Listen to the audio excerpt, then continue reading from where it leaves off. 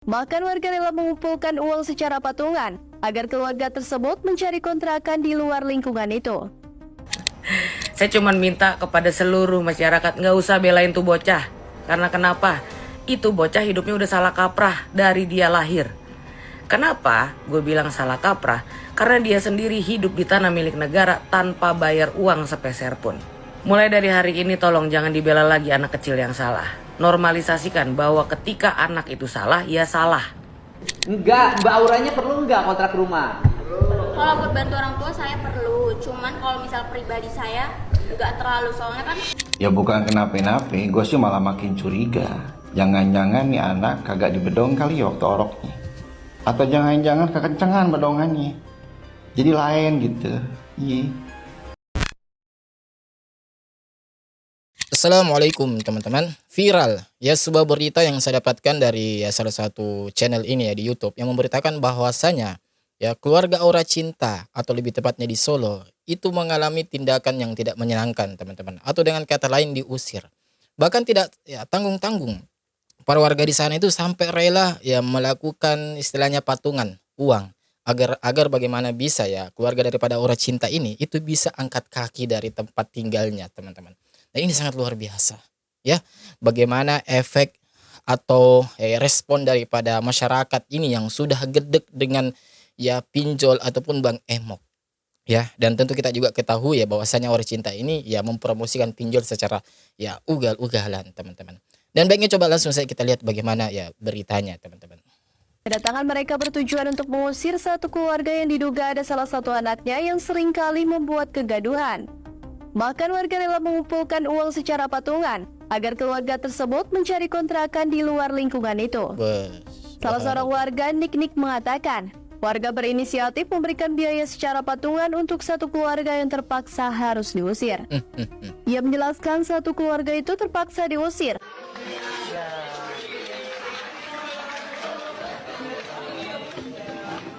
Captionnya teman-teman ya, wanita yang protes wisuda SMA dihapuskan, pernah jadi talent pinjol dan acara TV. Yang mana? Ya benar. Tapi yang mana tadi? Ya. Oke, kamu namanya siapa? Lady. Hah? Lady. Oke. Lady, wanita imut ini berharap menemukan jodoh seorang pria yang Kok beda memiliki namanya sifat teman-teman ya, di sini Lady, padahal kita tahu ini kan Aura Cinta. perhatian dan peka terhadap dirinya. Siapa? Emil. Oke. Nama lo siapa? Nama gua Prio. Lo? Raul, Mas. Raul ya? Oke. Silakan. Aku boleh minta 3 kandidat Ini mah dari fix podium ya Aura cewek Cinta nggak? teman-teman ya. Yang merasa diri cewek tulen ya? Suaranya ada ya. Kalimat yang menggilir opini. Menggiring. Oh ya, menggilir. Menggilir opini. Menggilir opini apaan? Kayak gimana, macam mana? Jujur Li, gue mah kagak paham. Kalau menggiring opini gue paham nih. Tapi kalau menggilir opini gue bingung.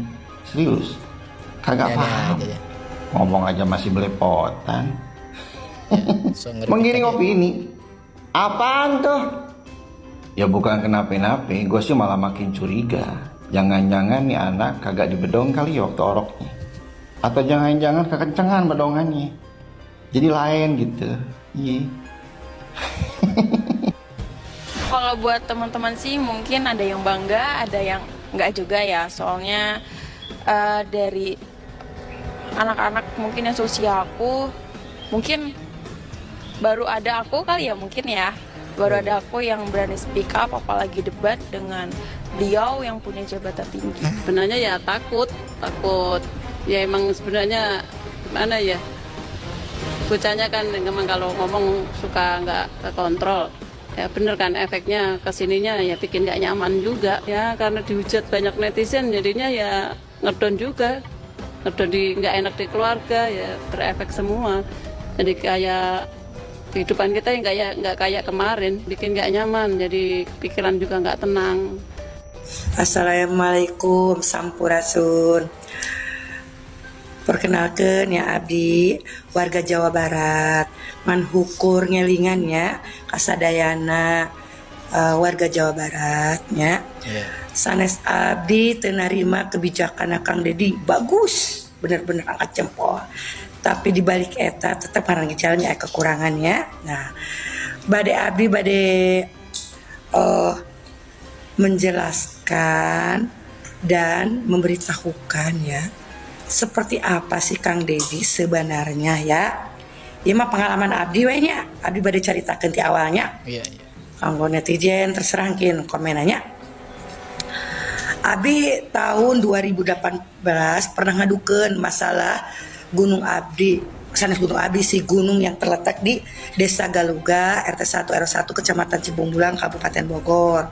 Abdi pernah ngadu waktu itu Kang Dedi teh tetap masih jadi YouTubernya, tapi mana ngajabat jadi anggota DPRI. Nah, Abdi teh ke pasawahan, direspon alhamdulillah, malah Abdi emut kene waktu itu di Pasihan Acis dina amplok anu koneng teh Golkarnya terang Abdi nyimpanna hilap lamun dipilari mah ayanya. Nah, Abdi teh dipoto piarang ajudana, Bu minta dipoto kata Pak Dedi ya, dipoto ya Abdi. Nanti juga Bu katanya Pak Dedi menuju lokasi. Untuk yang pertama, netizen yang pro kepada anak bocah yang merasa dirinya sangat benar. Di tengah polemik antara bocah ini menuntut keadilan ya, karena memang dia tempat tinggalnya digusur oleh Bapak Gubernur kita. Kenapa digusur? Karena memang dia tinggal di tanah milik negara tanpa bayar selama bertahun-tahun. Namun ada netizen yang berpendapat bahwa anak ini sangat kritis sekali, anak ini sangat pintar sekali, bahkan berani untuk bisa memperdebatkan ya segala sesuatunya itu di depan Bapak Gubernur kita. Dan netizen yang kedua ini adalah netizen-netizen yang sangat setuju bagaimana tata cara Bapak Gubernur kita dalam menghandle masalah yang sedang terjadi di lingkungan situ, ya kan?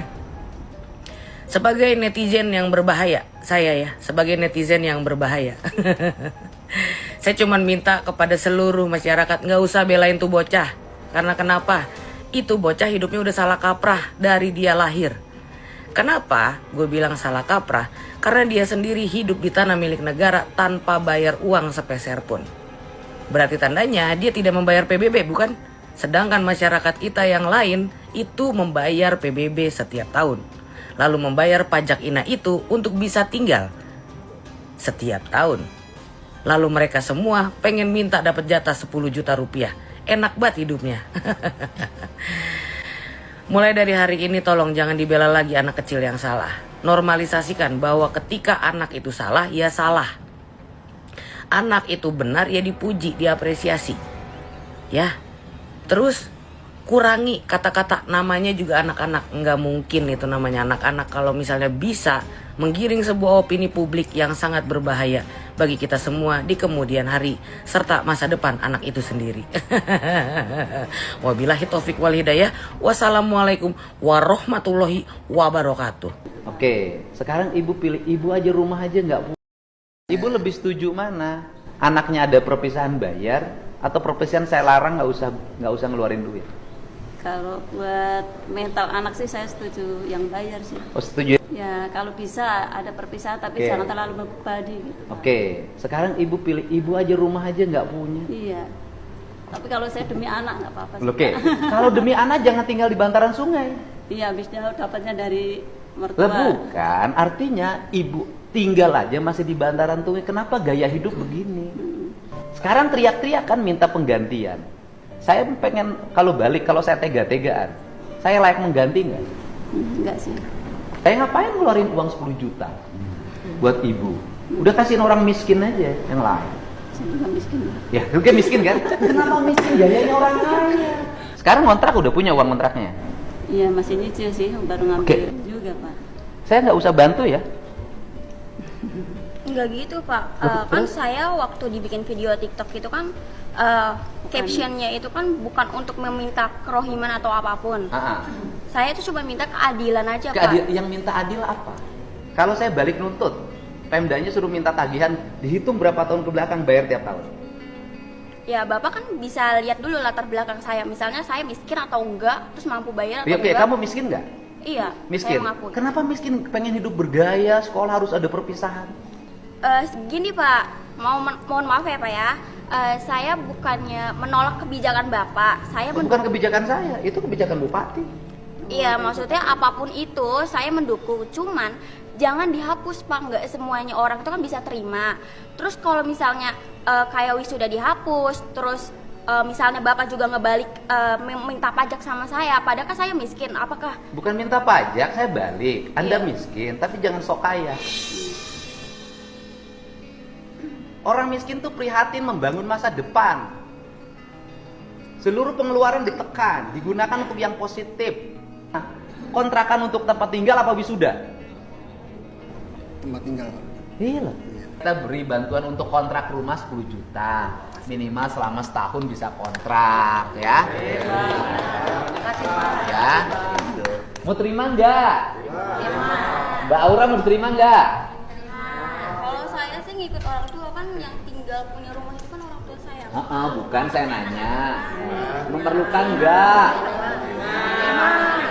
Ya kalau enggak apa-apa, masih banyak orang yang perlu. Perlu enggak?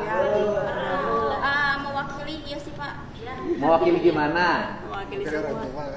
Enggak, Mbak Auranya perlu enggak kontrak rumah? Kalau buat bantu orang tua saya perlu, cuman kalau misal pribadi saya nggak terlalu, soalnya kan saya di video TikTok itu saya nggak minta kerohiman Pak, cuma saya minta keadilan atau kemanusiaan. Kita merantau dari Jawa untuk mencari rezeki yang lebih baik.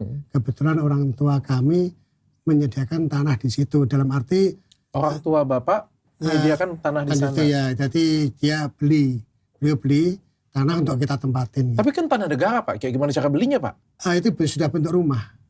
Oh, oke. Yang dibeli rumahnya. Tapi nggak ada surat? Ada, pada waktu itu cuma surat semacam dari pengairan. Ya. Oke. Bukan surat hak milik rumah atau surat tanah, nggak ada ya Pak ya? Bukan. Tapi Bapak tahu itu bahwa tanah itu tanah pemerintah? Tahu. Tahu tanah pemerintah? Ya, tahu. Saya cuma menyuarakan apa yang menurut saya harus diperjuangin sebagai manusia.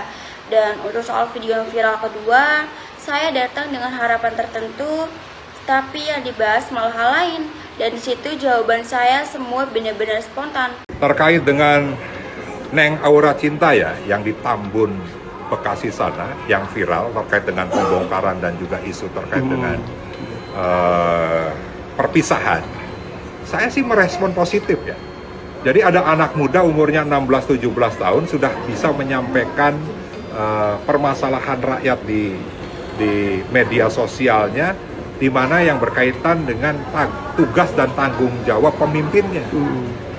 Nah, sehingga sangat normatif menurut saya. Ya, sangat normatif dan perlu diapresiasi karena jarang sekali anak seumur itu bisa menyampaikan dengan sangat terbuka dan sangat cerdas.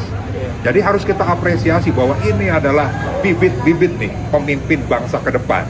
Nah, tetapi apa yang kita temui sekarang, Aura Cinta sekarang sedang dibully habis-habisan di media sosial. Konten-konten kreator melakukan eksploitasi terhadap kemiskinan dan juga kekerasan verbal terhadap Aura Cinta. Nah, inilah yang sangat berbahaya. Ya. Mereka kan hanya menguntungkan untuk dirinya supaya postingannya nih viral, mendapatkan keuntungan dari AdSense apa segala macam di YouTube, di Instagram, di TikTok, di Facebook dan lain sebagainya. Tapi ini akan merusak mentalnya Aura Cinta itu dan anak-anak muda yang lain yang ingin kritis. Dalam Perda nomor 3 tahun 2021 yang mengatur tentang penyelenggaraan perlindungan anak, di sana ada diatur di pasal 6 hak-hak anak ya, yang meliputi nih ya, mereka mendapatkan hak dan perlindungan dari diskriminasi, eksploitasi baik ekonomi maupun sosial, penelantaran, kekerasan dan penganiayaan, ketidakadilan, dan perlakuan salah lainnya. Nah, apa yang terjadi saat ini, sudah ada eksploitasi terkait dengan kemiskinan, dan juga ada kekerasan. Maka di perda ini, siapapun yang mengetahui ya ada perlakuan seperti itu, maka kalau mereka yang tidak memberitahukan, mereka akan diancam penjara 3 bulan dan denda 50 juta. Tapi saya yakin ada pidana-pidana lainnya yang diatur oleh undang-undang. Nah, sehingga PDI Perjuangan sedang melakukan kajian hukum untuk kita dampingi aura cinta tersebut untuk mendapatkan hak-haknya. Dan kepada konten kreator siapapun dia, pejabat atau bukan, tobatlah. Tobat. Dosa Anda. Ya, jadi itulah tadi teman-teman ya. Kalau saya pribadi sebenarnya ya gedeg banget ya kalau mendengar namanya aura cinta. Karena sering berubah-ubah. Ya, narasinya itu sering berubah-ubah, tidak konsisten. Tadi kita tahu ya, namanya Lady. Ya, padahal kita tahu aura cinta. Dulu waktu ngedebat Kang Deddy Mulyadi juga ngakunya orang miskin. Tetapi pada saat diundang podcast oleh Dr. Richard Lee, itu ngakunya orang yang mampu lah atau menengah lah. Ini kan menjadi sebuah pertanyaan besar ya teman-temannya, tidak konsisten, kemudian menggiring opini, ya dia katakan dengan menggilir opini, ya ini kan ya, perkataannya ya nggak beraturan, nggak beres. Yang kayak gini kok mau mengkritik Kang Deddy Mulyadi, ya ini kan menjadi sebuah pertanyaan besar teman-teman ya. Dan yang lebih parahnya adalah orang-orang yang masih mau saja mengundang aura cinta, yang memberikan panggung kepada aura cinta. Ya padahal remaja di luar sana yang lain daripada aura cinta itu masih banyak orang yang berprestasi, yang layak memang mendapatkan panggung. Kok malah nggak diundang? Malah yang diundang adalah orang yang secara terang-terangan mempromosikan pinjol teman-teman ya. Ini lagi-lagi membuat suatu ya keheranan bagi kami pribadi. Dan seperti biasa teman-teman, bagaimana tanggapan kalian? Silahkan tinggalkan jejak kalian di kolom komentar kita di bawah. Dan insya Allah kita ketemu lagi di video selanjutnya. Wassalamualaikum warahmatullahi wabarakatuh. Barakallahu fikum.